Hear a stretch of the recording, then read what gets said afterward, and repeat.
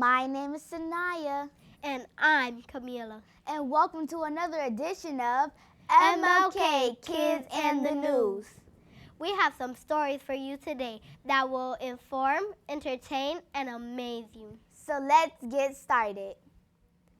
First up are stories about animals. Some of these animals are ugly, others are dangerous, and some are endangered. Let's watch. Most people like cute dogs, but the people in this story like their dogs ugly and weird looking. Recently in Santa Rosa, California, the 27th annual Ugliest Dog Contest was held. Dogs entered from all across the country, including Quasimodo, a hunchback dog that was abandoned at an animal shelter. He was adopted by a veterinarian that lived in Lochester, Florida. Quasimodo won the grand prize of $1,500. Dogs are judged on appearance, personality, or audience interaction. The contest is held to send a message to people. The message is that even though these dogs are ugly, they are still lovable and adoptable.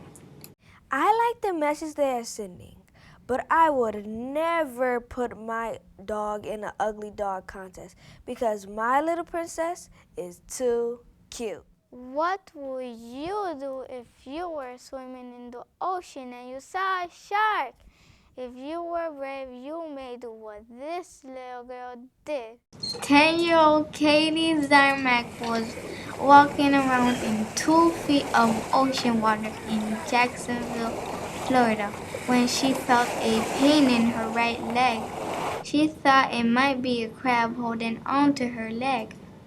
But when she looked down, she saw a 3-foot-long shark swimming away. Katie shouted to her 6-year-old friend, "Get out of the water!" Then Katie limped out to find her family so they could help her.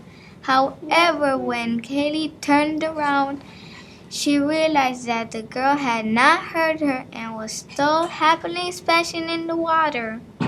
So even though Katie was in pain, she went back into the water and pulled her friend to safety. I think that Haley is so brave. If something like that happens to me, I don't know what I would do. Have you ever been to the beach?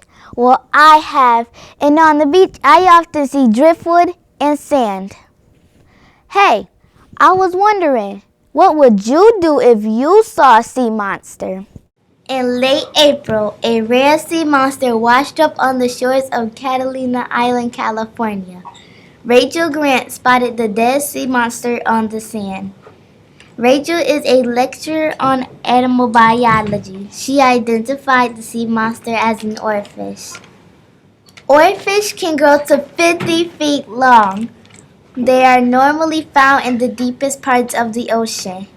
The fish was taken to the museum to get studied on by Rachel. The oarfish is the boniest fish in the world. This fish was sent by sea gods to tell us earthlings that an imminent earthquake is coming. This is amazing and incredible. As big as 50 feet long, the oarfish has no teeth. This is crazy because the oarfish is completely harmless. It would be creepy to be walking around the beach and find an oarfish laying around. First, it is scary, and second, it brings earthquakes. No! Lots of people think guinea pigs make great pets. The people of Peru love guinea pigs too, but not for all the same reasons we do. In the town of Hachu, near Peru's capital of Lima, a festival is held to celebrate guinea pigs. Thousands of people gather to show off their guinea pigs. The festival holds several contests which include guinea pig races, the fattest guinea pig, and a guinea pig fashion show. The people of Peru make the guinea pigs fancy clothes. For the girl guinea pigs, they make dresses, and for the boys, they make pants, shirts, and hats. The people of Peru don't celebrate guinea pigs because they make good pets. They celebrate guinea pigs because they are an important food for the people of Peru. That might sound shocking, but don't judge them. People from other countries eat all kinds of food, including snails, insects, and monkeys. Poor guinea pig. Would you eat a guinea pig? Ew, never. Next up are our stories about food, including using food to create art and food so big it can feed everybody in our school. Let's take a look. Most people drink coffee, but not Michael Breach. He makes art out of coffee. All Michael needs to make his coffee art is a toothpick and some foam. Michael makes portraits who look like the people who buy the coffee. Michael is the only one who makes these portraits. He goes to many places to show people how to make his coffee art. It makes me a little sad to know that this art only lasts for a minute. Have you ever seen a scary pumpkin? One so scary you should never seen it? At New York's Botanical Garden Giant Pumpkin Carving Weekend, Ray will finish for the world's largest pumpkin and two spooky zombie masterpieces. Ray was an elementary school art teacher in Michigan. Faced with the pumpkin carving project one Halloween, he decided to work with the pumpkin as if he was modeling a clay sculpture rather than carving the fruit. Ray thought the pumpkin turned out okay, but his kids thought it was outstanding and kept bringing in pumpkins for him to carve. Let's take a look at some of Ray's amazing pumpkin creations.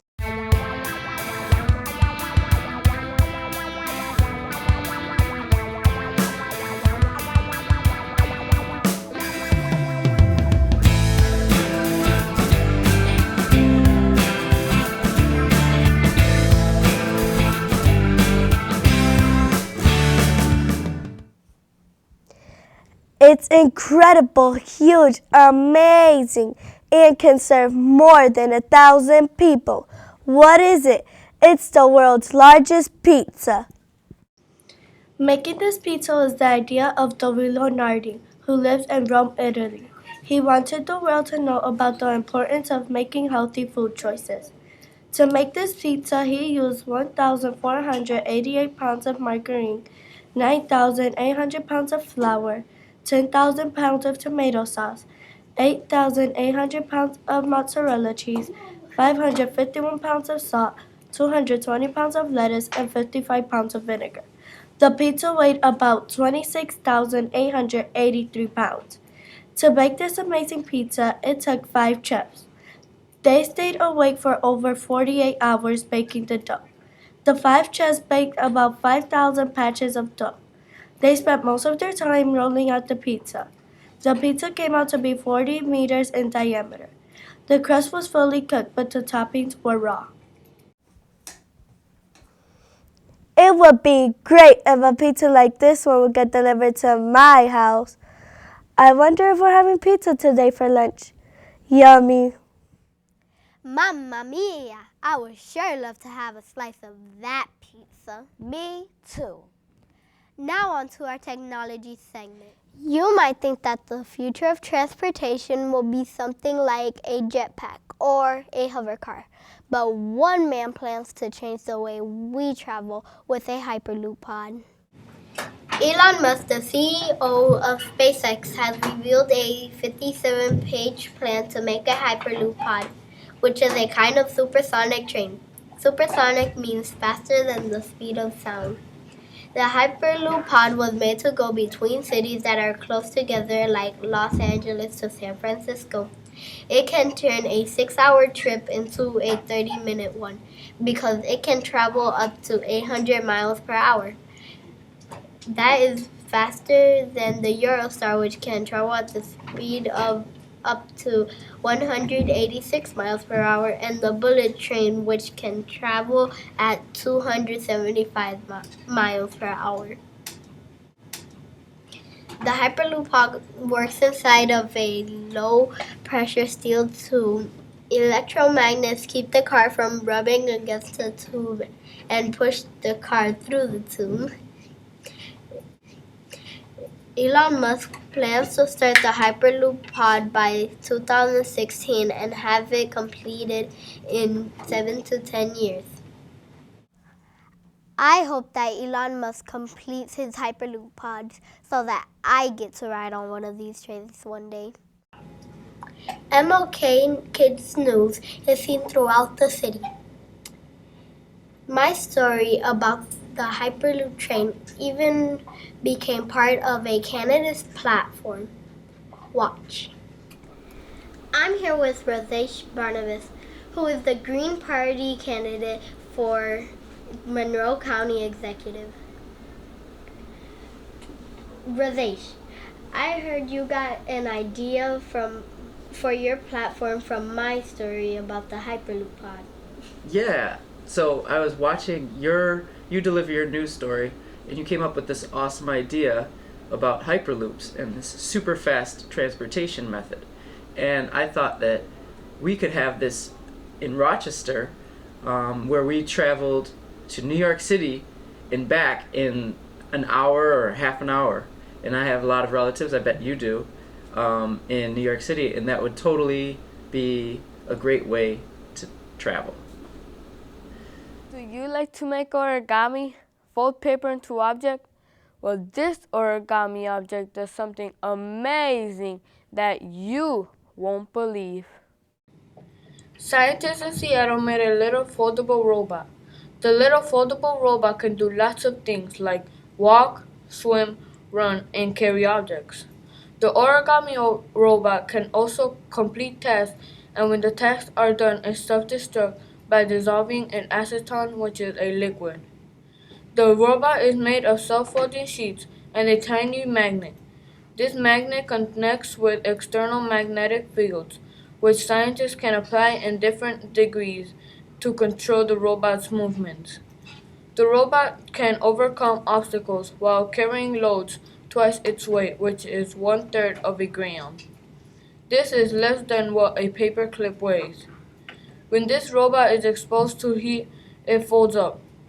In the future, scientists hope to make the origami robot smaller and use it inside the human body.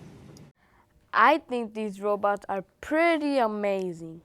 If I had an army of origami robots, I would use them to clean my room. Finally, we have our segment called Out of the Box Stories because they just can't fit into one category. You'll see what we mean. Roll it. Dirt bikes are usually riding on mountains and trails, but have you seen a dirt bike ride on water? Robbie Madison, an Australian daredevil, rode his bikes in Tahiti on his dirt bike. Tahiti is known for its massive waves. It took 2 years of planning and training to get ready for this stunt. Robbie and his team modified his dirt bike by putting on rubber skis, a back wheel with a propeller, and flotation foam in his helmet.